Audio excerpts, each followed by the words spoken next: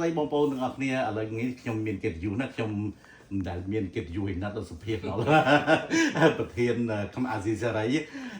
trong đêm số vào lúc trong sông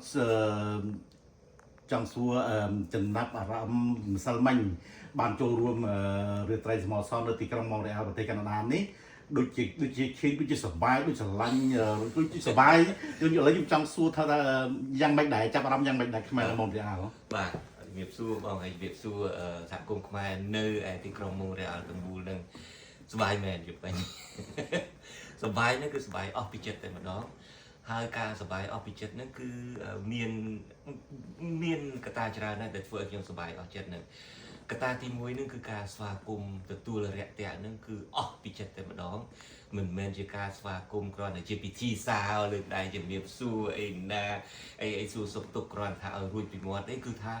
ចេញពីបេះដូងហើយស្អីក៏ដោយនៅពេលដែលគេចេញពីបេះដូងគេមកទទួលយើងទទួលយកបានដូច្នេះអ្វីដែលកត្តាទី1ដែលធ្វើឲ្យខ្ញុំសប្បាយហ្នឹងគឺថាខ្ញុំទទួលអារម្មណ៍ថាកំពុងតែនៅជាមួយនឹងមិត្តភ័ក្តិខ្ញុំគ្រួសារខ្ញុំអត់មានអ្នកដទៃអញ្ចឹងថាសហគមន៍ខ្មែរហ្នឹងធ្វើប្រកែកមែនតើគឺថាធ្វើឲ្យខ្ញុំទទួលអារម្មណ៍ថាvery welcome feel very welcome មិនមែនជាអ្នកដទៃទេអ្នកឯងនៅក្នុងចំណោមមនុស្សដែល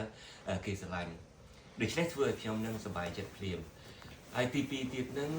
រឿងមួយទៀតហ្នឹងខ្ញុំឃើញអ្នកដែលចូលមកទាំងអស់និយាយនេះនិយាយស្មោះអស់ពីបេះដូងបងណាមិនមែននិយាយដើម្បីបច្ចា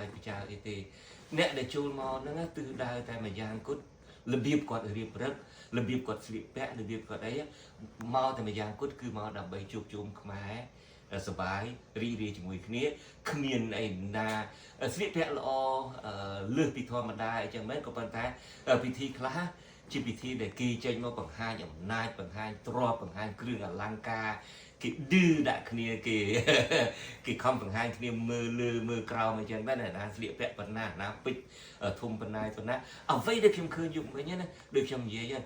គាត់ស្លៀកពាក់អីស្អាតអីដូចធម្មតាលើសពីធម្មតាមែនប៉ុន្តែមើលទៅបំណងរបស់គាត់គឺមកចូលរួមគ្មានបំណងឯណាមកសន្ធឺដាក់គ្នាមកអីណាអាហ្នឹងក៏ធ្វើឲ្យខ្ញុំសប្បាយចិត្តដែរ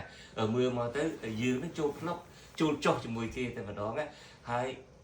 តម្លាក់ខ្លួនសប្បាយអស់ចិត្តតែម្ដងដូច្នេះខ្ញុំសូមអរគុណមែនតើដែលទទួលរាក់ទាក់ខ្ញុំហើយធ្វើឲ្យខ្ញុំទទួលអារម្មណ៍ថាជាផ្នែកមួយនៃសហគមន៍អរគុណមែនតើបាទ